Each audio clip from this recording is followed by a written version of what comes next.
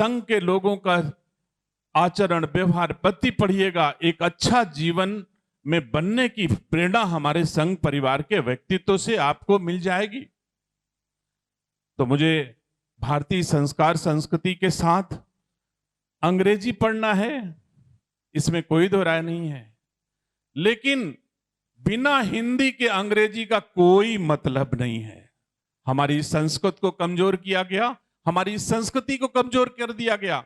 पाश्चात्य सभ्यता के पोषक लोगों ने, अंग्रेजी मीडियम से पढ़ने वाले लोगों ने, क्रिश्चियन स्कूल्स ने हमको कमजोर कर दिया। हमारी संस्कृति बहुत मजबूत थी।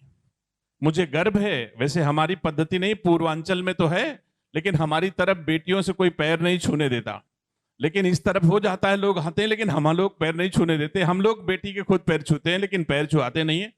तो हमारी संस्कृति है, अगर हम अपने पिता के पैर छू करके, मां के पैर छू करके सवेरे स्कूल के लिए चलें तो अच्छा होगा कि नहीं होगा? अच्छा होगा कि नहीं होगा? आपके सर पर हमेशा माता पिता का हाथ रहे, वो एक शक्ति है और हमारी संस्कृति की शक्ति है। इसे हमको सबको बनाए रखना चाहिए।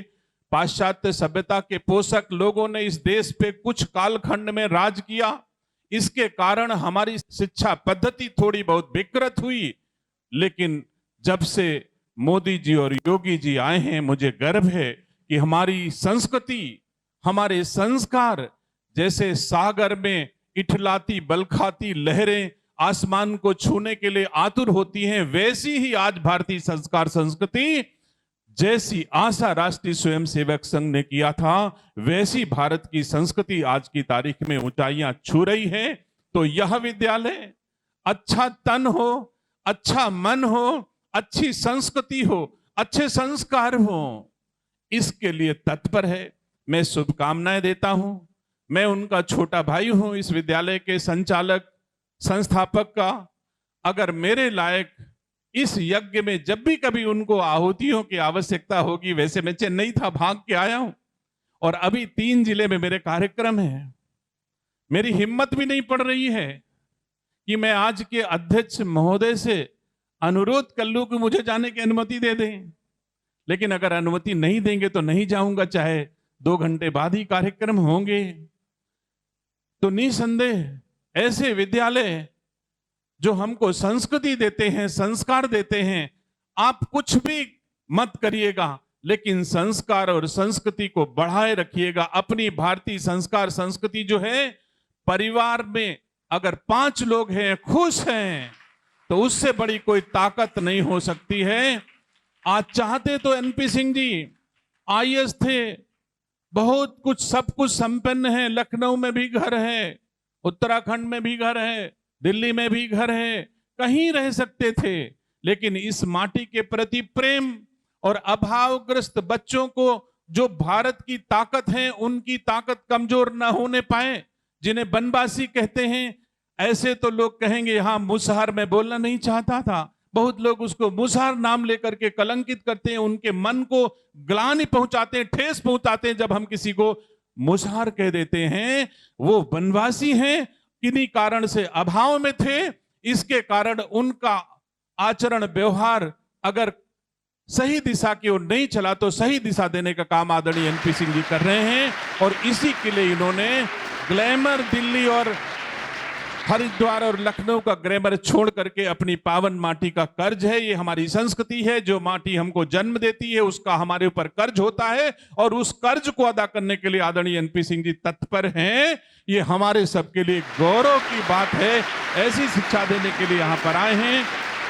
हमें अभी बहुत सारी बता रहे थे, मैं उतना नहीं कह सकता, लेकिन सच्चाई है कि झारखंड में भी, छत्तीसगढ़ में भी जो लोग अपराध की ओर जा रहे थे, उनको मेहनत परिश्रम करके सही मार्ग दिखा करके, अच्छी शिक्षा ही एक ऐसी चीज है जो दुनिया से सब कुछ जो अनुचित है उसको खत्म कर सकती है।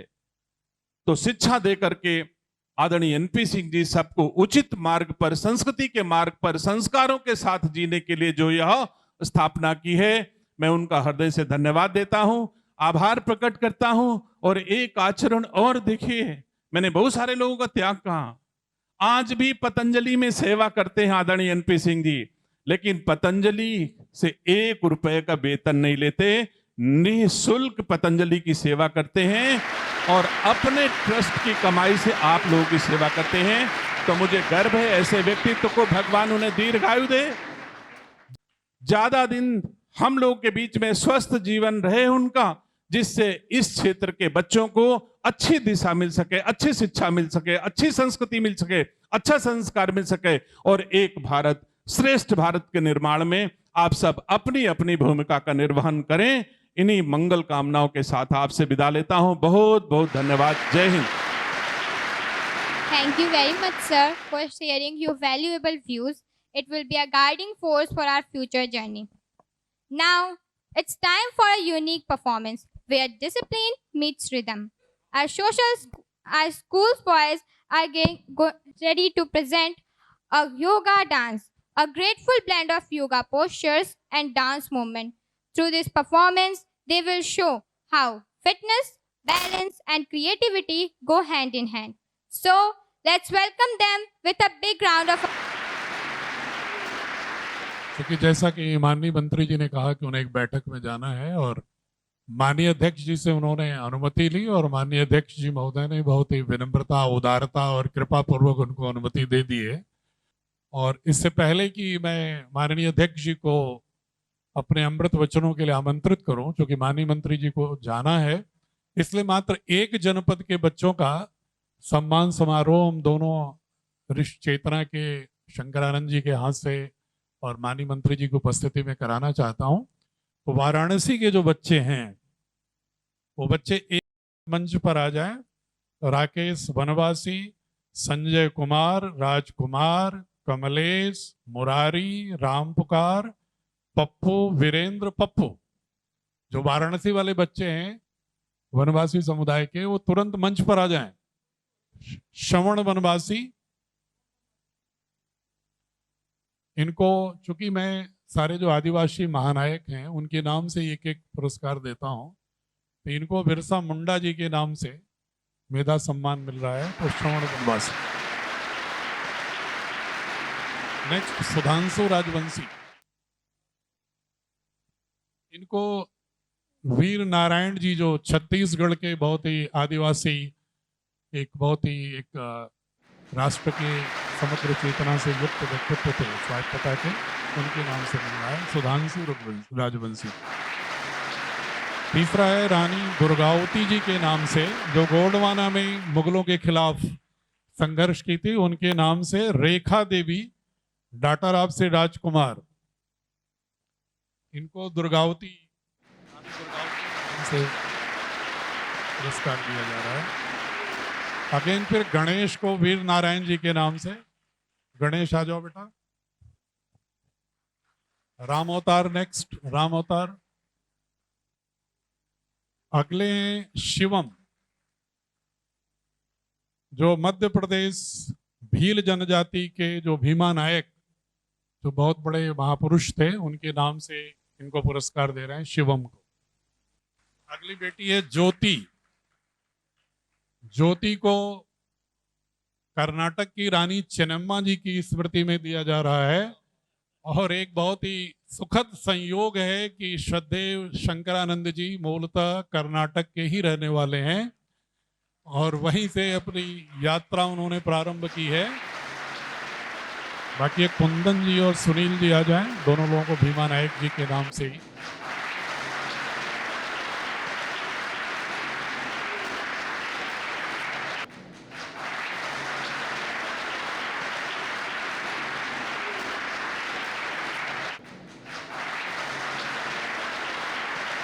एक और हमारे क्षेत्र के एक महानुभाव हैं, देवेंद्र जी हैं हमारे बीच में, मैं उनसे आग्रह करूंगा कि मंच पर आ जाएं।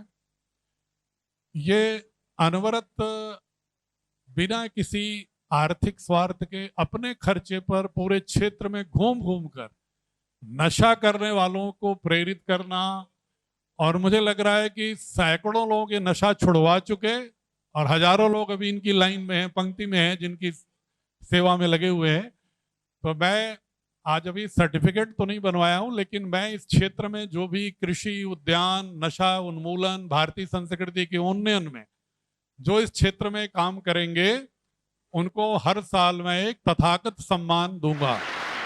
तो मैं देवेंद्र जी को शाल से मैं चाहूंगा कि श्रद्धेय अध्यक्ष जी और आप लोग शाल देकर के इनको सम्मानित करें। आपको सर्टिफिकेट मैं आपके घर भिजवा दूंगा।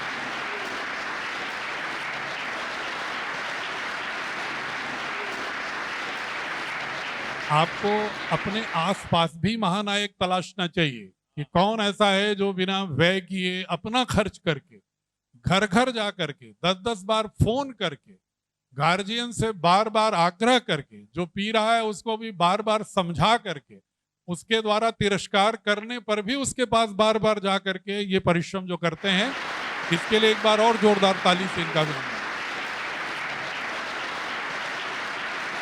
बच्चों, अब मैं जो हमारे अध्यक्ष ही नहीं है बल्कि इस कार्यक्रम के मुख्य वक्ता हैं, और जैसा मैंने बताया कि आपने बीटेक बी किया है, बैचलर ऑफ इंजीनियरिंग किया है इलेक्ट्रिकल इलेक्ट्रॉनिक्स में, और उसके बाद इन्होंने पूरा जीवन राष्ट्र को समर्पित कर दिया बिना किसी लोभ के, बिना किसी पद के इच्छा के। तो ऐसे व्यक्तित्व जब आपके पास आते हैं तो स्वतः एक प्रेरणा का एक रेडिएशन, एक नेचुरल रेडियंस होता है आपके अंदर कि हमें भी ऐसा व्यक्तित्व बनना है। और मां भारती बिना ऐसे व्यक्तित्वों के एक सुदृढ़ आत्मनिर्भर नहीं हो सकती। मैं आग्रह करूंगा श्रद्धेय अध्यक्ष महोदय से कि अपने अमृत वचन से बच्चों के मानस को अपने आशीष से, अपने वाणी के उत्साह से अभिसंचित करने की कृपा करें। श्रद्धेय अध्यक्ष। हजारों हजारों लोगों के जीवन में दीप प्रज्वलित करने के लिए स्वयं दीप बनकर जल रहे ऐसे आदरणीय एनपी सिंह जी को मैं सादर प्रणाम समर्पित करता हूं। और उत्तर प्रदेश जैसे राज्य के स्वतंत्र प्रभार के राज्य मंत्री होते हुए भी सहज स्वभाव, सहज व्यवहार से सबके दिल जीतने वाले ऐसे आदरणीय दिनेश प्रताप सिंह जी, उनके अनुपस्थिति में उनको भी मैं सादर प्रणाम समर्पित करता हूं। इस कार्यक्रम के साक्षी बनने के लिए आए हुए आसपास के गांवों के सारे सज्जन बंधु देवियां, सभी को मैं भक्तिपूर्वक प्रणाम समर्पित करता हूं। और आप सभी लोग हैं, आपके साथ, आपके सामने खड़े होने के लिए मुझे गर्व का अनुभव होता है, आनंद होता है। मैं भाषण करने वाला नहीं हूं, आपके साथ संवाद करूंगा, कुछ प्रश्न पूछूंगा, आप उत्तर दीजिए, ऐसे ही हमारा संवाद आगे बढ़ेगा। दो बातें आपके सामने मैं साझा करने वाला हूं, ध्यान से सुनिए, आपस में बातचीत बंद करिए। आपस में बातचीत करेंगे तो मेरी बात आपको सुनाई नहीं देगी। केवल आपस में बातचीत नहीं करना, इतना ही नहीं, मेरी बातों को पूरे शरीर के कण कण को कान बनाते हुए सुनना है आपको। जब भी मैं प्रश्न पूछूंगा उसका उत्तर देना चाहिए, एक साथ उत्तर नहीं देना, हाथ खड़ा करना, मैं जिसको निर्देशित करता हूं, इशारा करता हूं, वो उत्तर देना चाहिए। आगे बढ़ेंगे, हमारा संवाद को आगे बढ़ाएंगे। भगवान को जानते हैं क्या? भगवान जानते हैं, सुने हैं, ये शब्द सुने हैं क्या? भगवान, ये शब्द सुने हैं क्या सभी? हाँ। भगवान बनना आसान है या कठिन है?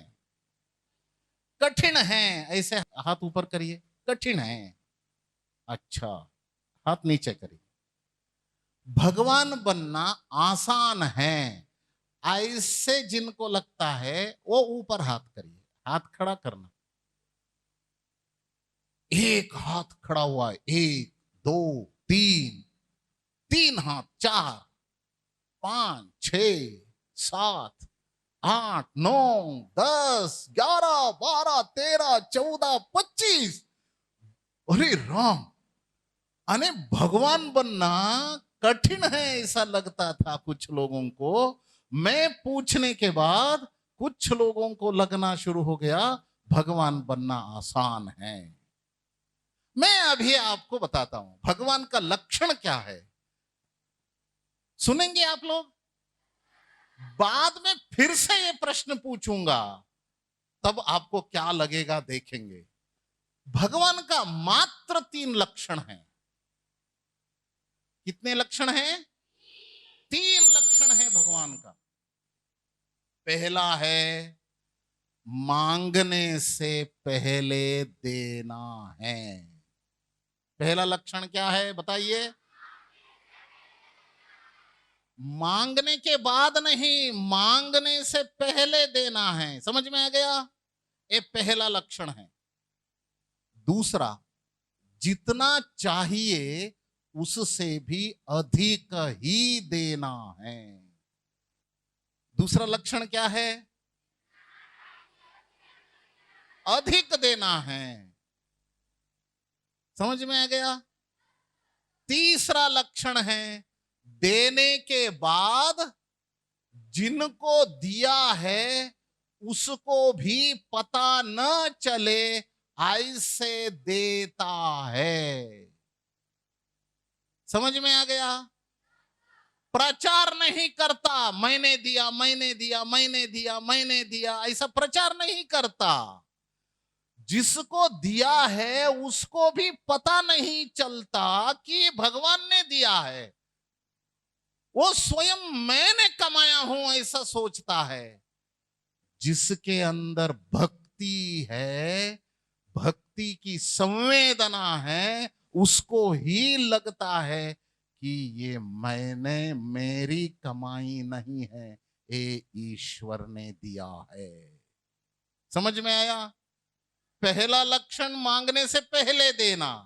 भगवान का लक्षण 3 है। मांगने से पहले देता है, जितना चाहिए उससे भी अधिक ही देता है, और जिसको देता है उसको भी पता नहीं चलता, ऐसे गोपनीय रूप से देता है। इसीलिए हम भी आसपास के लोगों को, मेरे घर के परिवार के लोगों का आवश्यकता क्या है ये समझना चाहिए। अपने मित्रों की आवश्यकता क्या है ये समझना चाहिए। हमारे गांव के लोगों की आवश्यकता क्या है ये समझना चाहिए।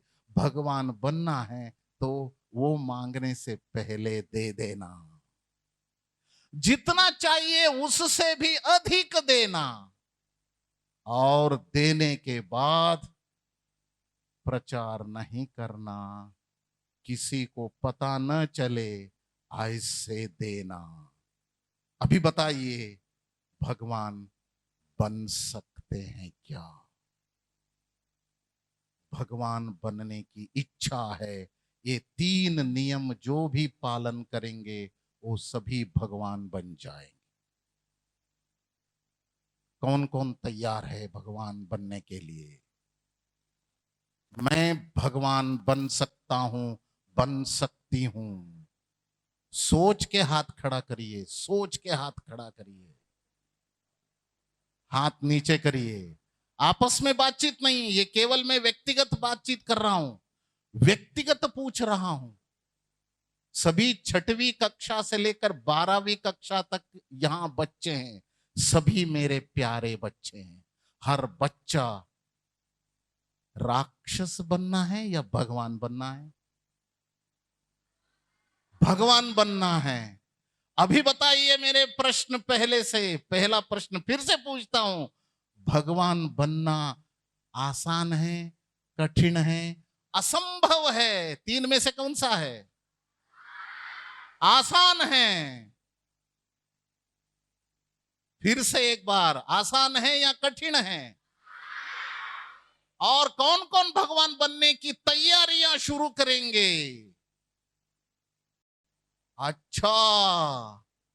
अच्छा, पहले से भी 2-3 गुना संख्या बढ़ गई। हाथ नीचे करिए। ये भारत पुण्य भूमि इसीलिए है कि यहां के प्रत्येक मनुष्य नर नारायण बनने की बात कही है, और स्वयं केवल बातों के स्तर पर नहीं रहे, वो स्वयं तप करते हुए नारायण बन गए। इसीलिए यह पुण्य भूमि है, इसीलिए बच्चा बच्चा राम है। बच्ची क्या है? सीता है। इसीलिए सभी बच्चियों को, बहनों को देखते समय किस नजरियों से देखना चाहिए? सीता के नजरियों से देखना चाहिए। भाइयों को देखते समय कैसे देखना चाहिए? राम के रूप में देखना चाहिए। बच्चा बच्चा राम है। इसीलिए भारत के प्रत्येक संतान क्या भगवान बनना चाहिए। इस दुनिया में किसी और देश में जन्म लिए हुए लोग जीवित रहते हुए ही भगवान नहीं बन सकते। ऐसे यदि जीवित रहते हुए भगवान बनना है, उनको कहां जन्म लेना पड़ेगा?